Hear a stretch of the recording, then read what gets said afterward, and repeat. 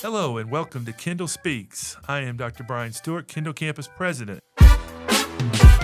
And today, Kendall speaks with our athletic director, Mr. Micheal Balado.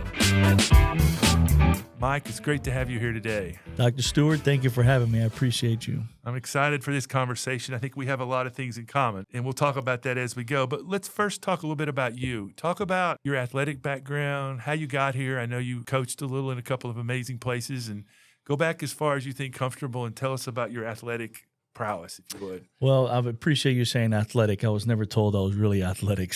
But look, athletics has been a part of my life and my family's life ever since I can remember. You know, early on in my days, my dad always told me that he didn't have a lot of money to pay for college. So either I got an academic scholarship or an athletic scholarship. And sports was a lot of fun to me at the time. Basketball was a sport that I picked up at an early age. And I was lucky enough to play at a good school, Christopher Columbus High School, and went on to St. Thomas University on a scholarship there. And successful program, great coach. That was where I really started to kind of fall in love with the game and think maybe that would be a path that I wanted to go down as far as coaching. I knew at some point I wasn't good enough to play at the highest levels, right?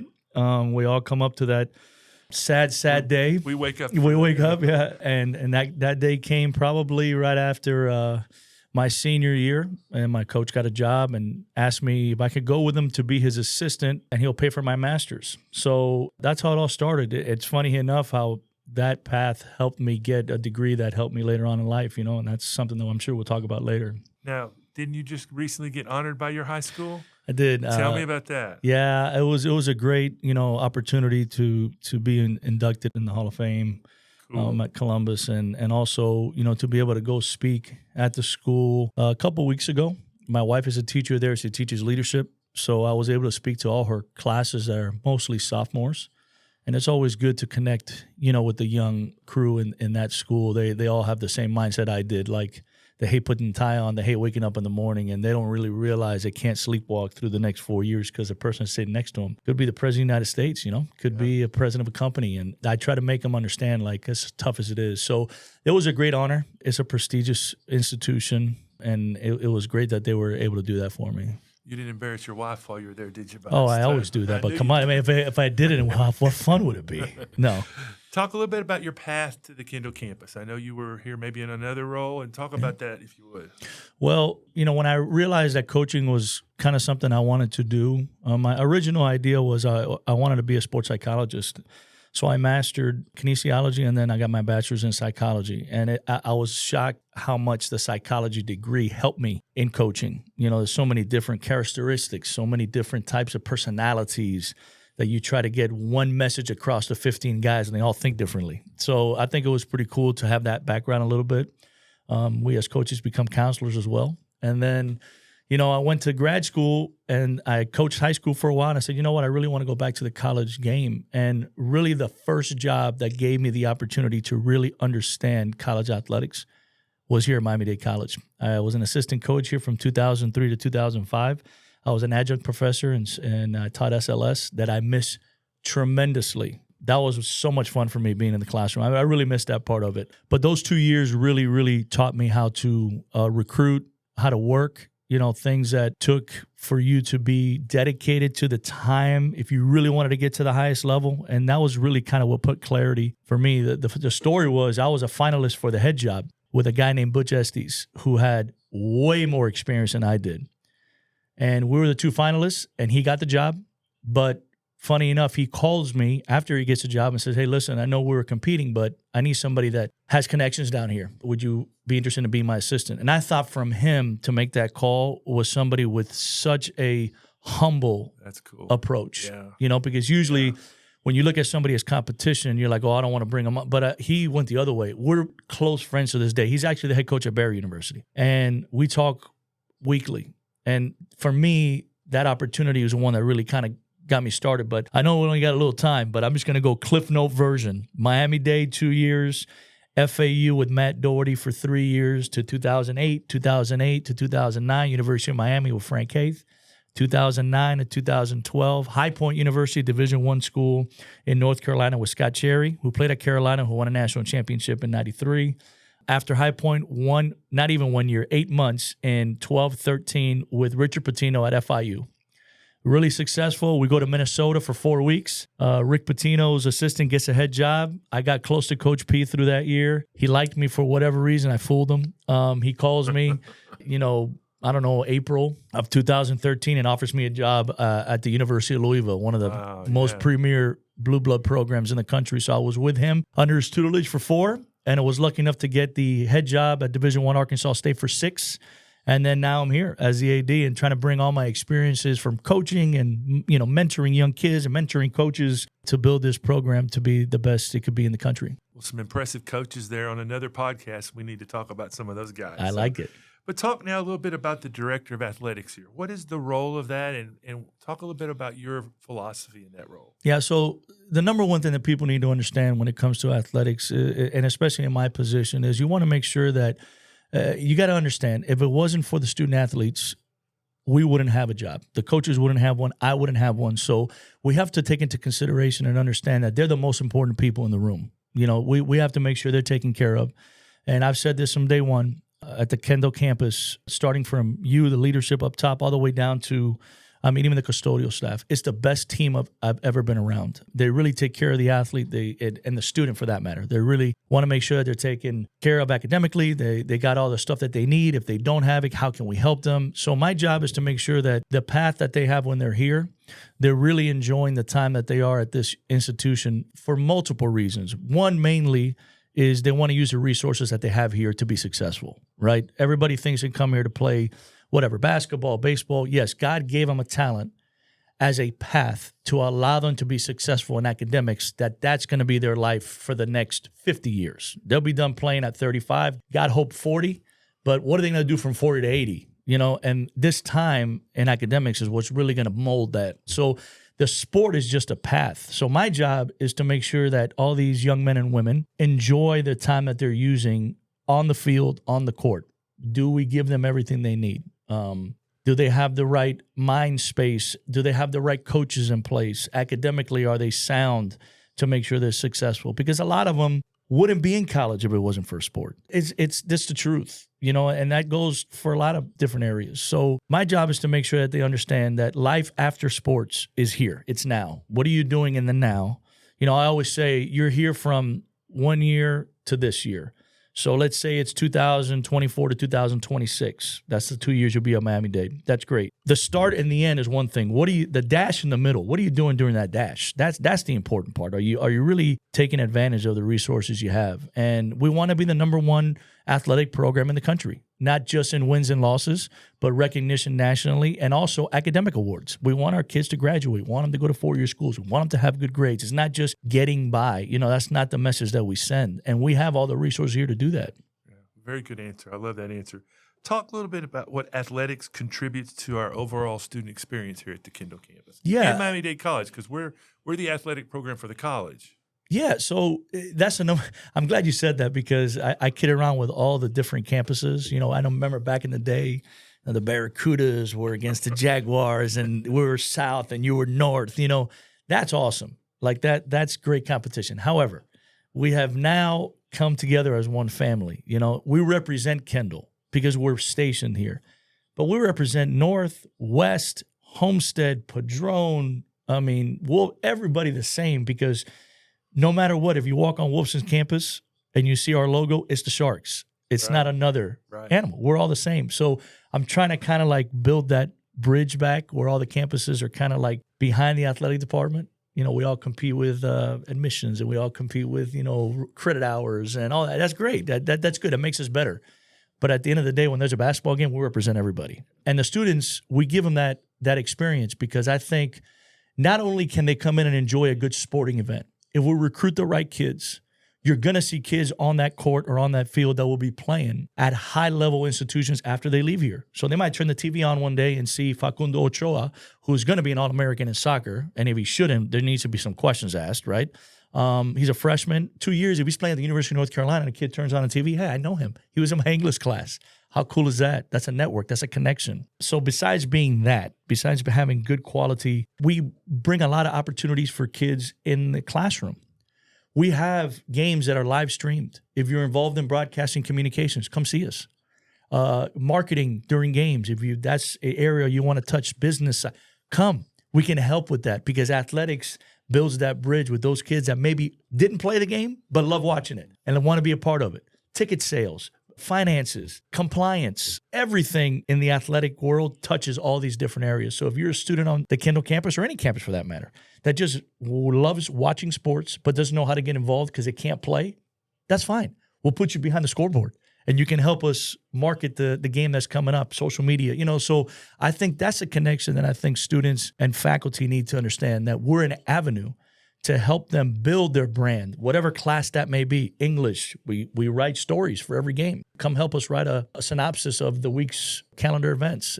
Those are all things that I think people need to. That's what it brings to the school. Yeah. And it brings a little bit of clout. When they run into somebody that goes to Santa Fe, their buddy that left them and comes down and says, by the way, we beat you 3 times in volleyball. You know what I mean? That's the fun part. But for me, I think it's a connection with academics and athletics on the campuses that we should continue to build. Yeah, a lot of great opportunities. Well, let's get to the nitty-gritty. Let's talk about our sports team. So we got 3 teams that are doing pretty well this fall. So talk a little bit about volleyball and then about our new men's and women's soccer team, if you would. Yeah, I'm extremely proud of the way the fall semester has gone so far. It's almost like a Cinderella type story when you start 2 new programs, one that we had before, another one that we just started, and then volleyball, who's been a powerhouse for a while. Now, that's no surprise. I think it's harder for people to understand. They've always been good, but how hard is it to stay good? Like that, people don't understand how hard that is to be successful year in and year out. But we have all the resources. Kiko Benoit is our head coach. He's been here for 23 years, 17 as a head coach. This is his 17th season. He's won 2 national championships, and he's won more as an assistant. Idela Madero was the coach prior to here. Cookie Stevens was at before. They were both successful as well. So he's kind of kept that pipeline. And right now we're undefeated. We're 18-0. We're number 1 in the country. The volleyball team, when you sit down and look at guidelines or the cliff notes to be a successful program at any level, I think our volleyball team is that. We have girls that come from different countries that leave their families to come to the United States. They're all really good students. They were the second highest team GPA in our department last year with a 3.5. We have girls graduate from that school to go on. We had 6 girls last year go on to Division I institutions, and then we win. So I don't know what else you can ask for besides that. And that's where volleyball is sitting right now. We're number 1 in the country. Our toughest game is going to be next week against the number 2 team in the country. And we beat them at our place, and we got to play them over there. So, but I'm really pleased with the process that Kiko has taken this year. He's taken a business approach. He's got great girls, and, it's showing so far. And then you move to soccer. When I get the job here, they're like, oh, hey, by the way, we're starting soccer. Oh, hey, by the way, we're building a stadium. Oh, hey, by the way, you need to hire 2 coaches. Oh, hey, by the way, we need to recruit 30 athletes. It was all at once, and it was exciting. And we got 2 really good coaches. Men's side, Giuseppe DiPaolo, who came from Inter Miami. They're number 6 in the country. They're also undefeated. They're 10-0. So between those 2 sports, we're perfect in the win column. And he's built that from scratch. He had nobody on the roster. We did not have a pencil when he got here on campus. We had to get him a desk. We had to get him a computer. We had to get him his first set of cleats. Like, it was literally started from zero. The great thing about men's soccer here is we got some tradition. We won 2 national championships here. So there's some back there where you have alumni that really wanted to bring this back. And we were successful. And it was surprising to a lot when they did away with the program, but they were even more happy when we brought it back. So the men's team is doing great. We have a lot of first-year guys. We're not going to lose a lot of players for next year. Not talking about next year yet, but knock on wood, they all stay. We only have a couple sophomores. We have 2 kids that have an opportunity to play after here, in my opinion, maybe more. And I don't know much about soccer, about the strategy. I just love watching it. But I can tell an athlete and a good player when I see one. So we have a couple that have a chance to play after here for money someday and make, All-American. Grades-wise, we get progress reports. They're great. Even the kids that aren't from this country, they're really working hard to do well in school. And then the women's program is sitting at 9-3. So, yeah, those are the 3 losses we have between the 3 sports. But yet, Coach Ramiro Bengochea, who won state championship at Lourdes, who runs one of the premier programs in South Florida in Pinecrest Soccer Club, they got 3 losses, but yet they've had injuries left and right. For him to get 9 wins in his first year and being ranked, in the top 20 from year 1. Again, he didn't have a pencil either. I don't even think he still has a pencil. I think he's just trying to find his pencil now. But what he's done in his time here is amazing. So when you look at all the records, you got 18 plus 10, that's 28, plus 9, that's 37. You're 37-3 in the 3 sports that are competing right now. And I'm going to add men's and women's basketball to that in the fall because they play in the fall as well. So really excited. I know it's a long-winded answer, but, I can't talk enough about those 3 sports so far. Very much proud of all those athletes and coaches, and I appreciate all that on it. Now, you mentioned basketball. We also have men's and women's basketball, and our softball and baseball teams are going through fall ball. And matter of fact, first games are this week.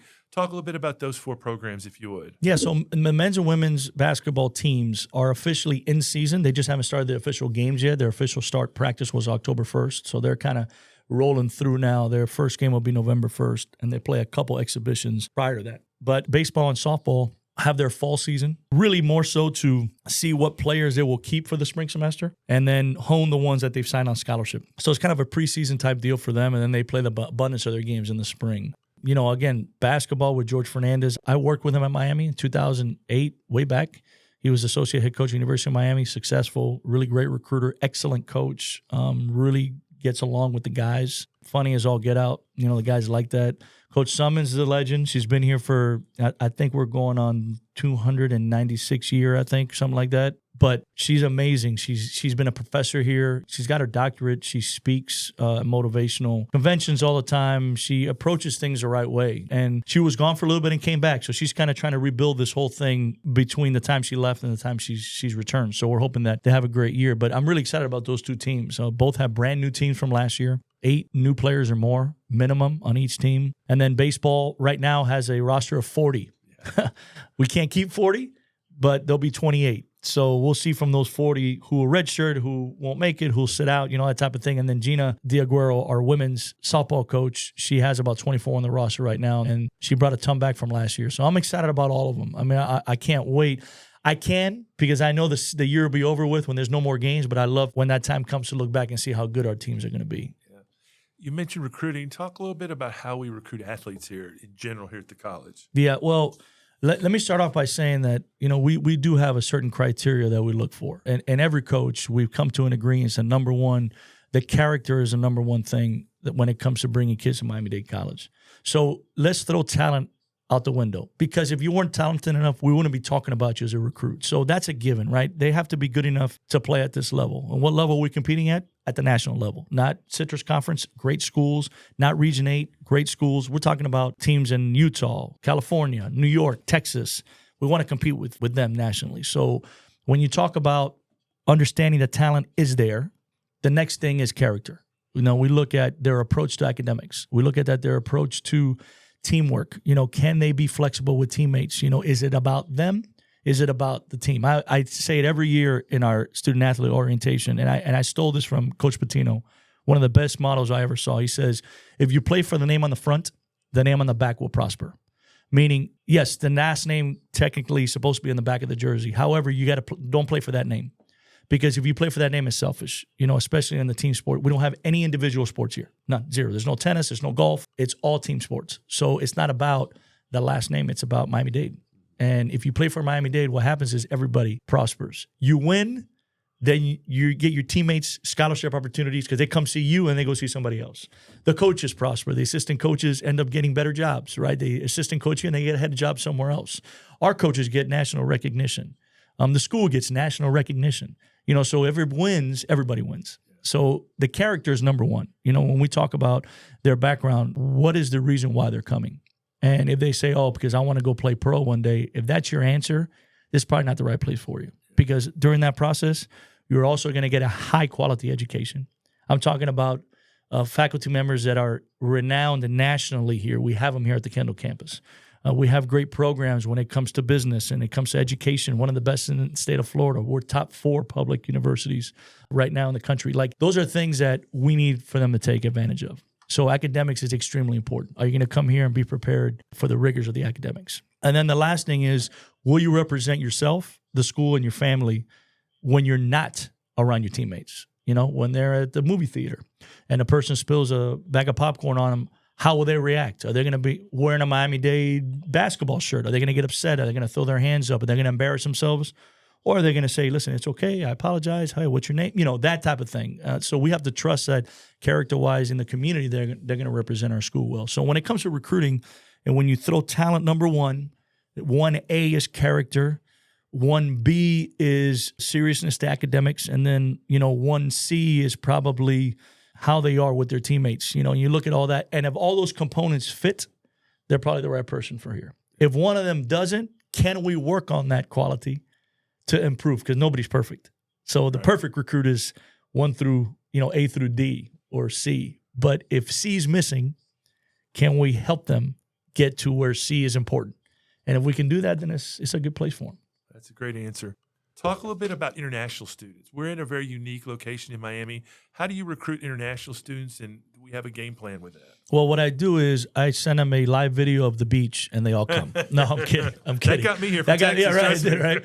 No, so when you look at, obviously, the city, Miami's probably the biggest, besides New York and Chicago, the biggest potpourri of different types of nationalities in one place and feeling comfortable. You know what I mean? English is probably the second language in Miami. So people that come from other countries that speak Spanish don't feel uncomfortable when they walk in Miami because they can still communicate.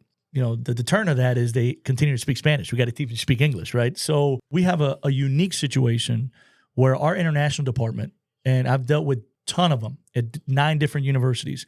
I can't believe how willing they are to help the student. Forget just the athlete, because I've seen them work with students in general. When I've been over there waiting for Jennifer or, waiting for Briseida, I just see how they interact with regular students. And I'm floored at the attention they give them.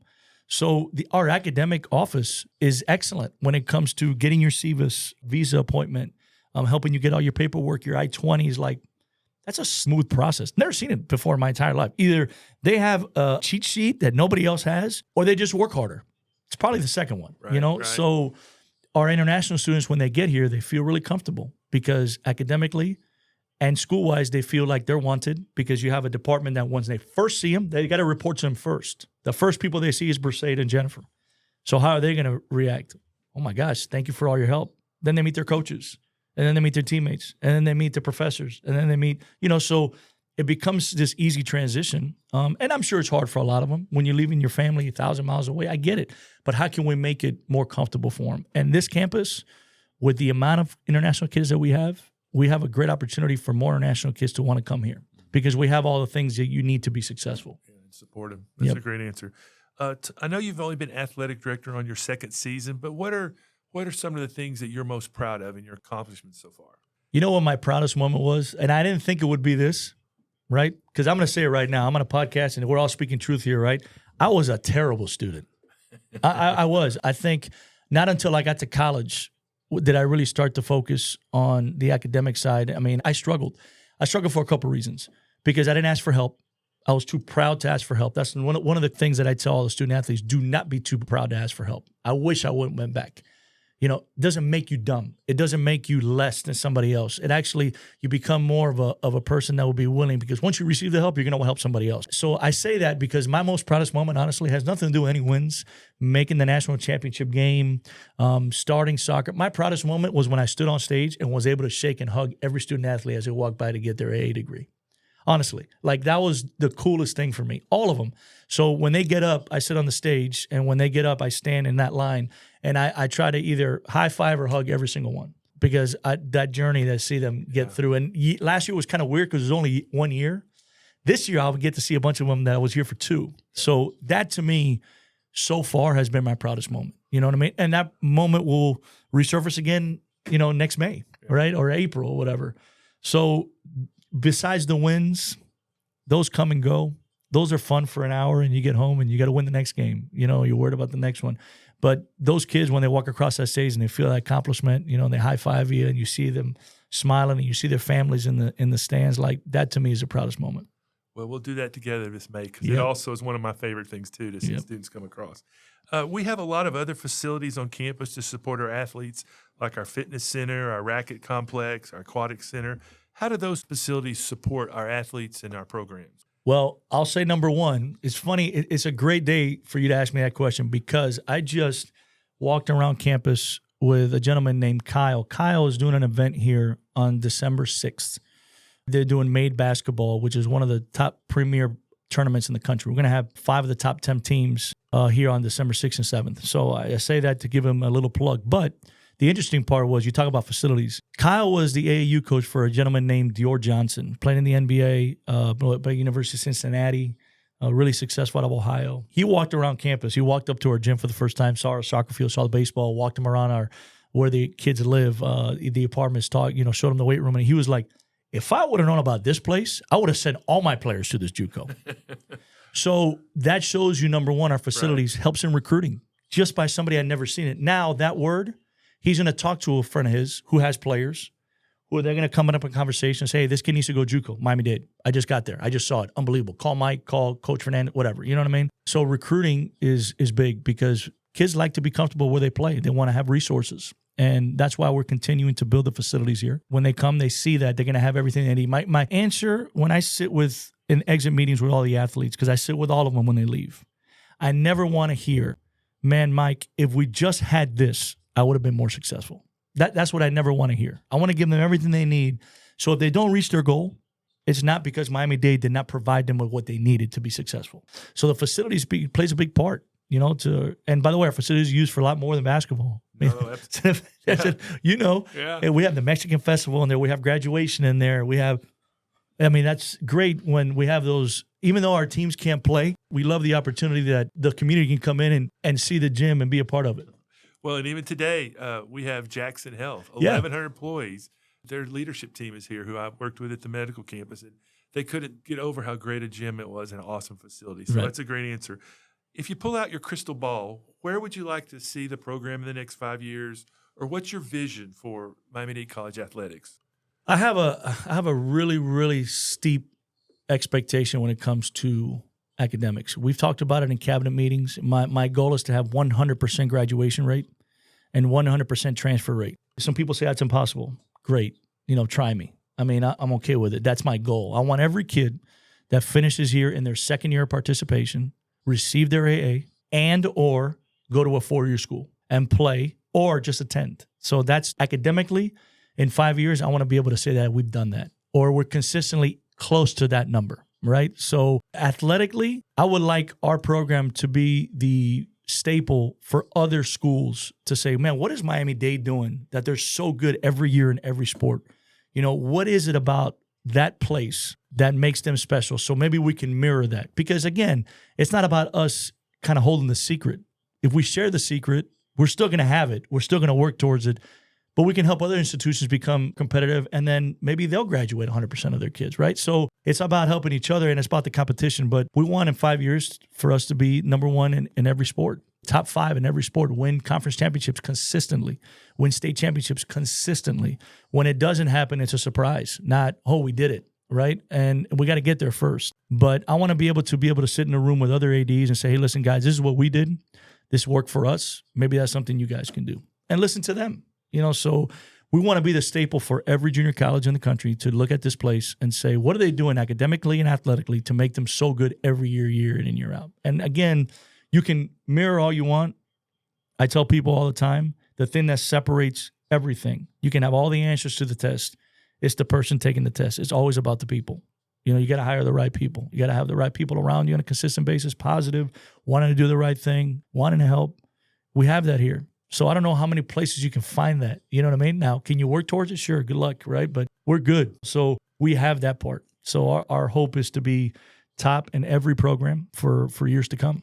Well, you had pretty good success this last year. Tell our audience those numbers from this last academic year. Yeah, we had 90% of our student athletes go on to 4-year institutions. I was actually doing the numbers today. We had 88.8% graduation rate. We had one fall at the end of the summer that we just found out about, so I had to drop the number. But 88% is still pretty darn good. I think the year before it was 85. So we're still working towards that high number. Our volleyball team went to the national championship game for the second year in a row. Hopefully get back there again. Baseball would finish third, and we want to improve on that. So, there's a lot of accolades. We had a bunch of kids that were all academic, both NJCA nationally and also FCSAA, which is a region. So there's a lot of things, a lot of great things. Are there things we need to improve? Sure. And there's never going to be a perfect year. Like, we can win every game in every sport and graduate every kid. And you sit in my office and we have a podcast and I'm going to find some.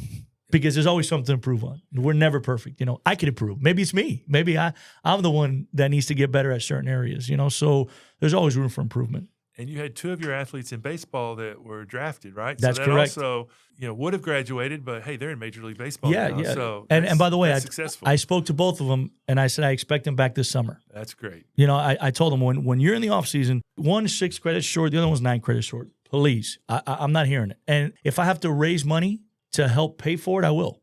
Like that's what I try to explain to these student athletes. Like, our relationship doesn't end when you walk through the door. It doesn't end when you walk out and say, hey, Mike, thanks for everything. Like, I want to be the person, myself, their coaches, that get invited to their wedding.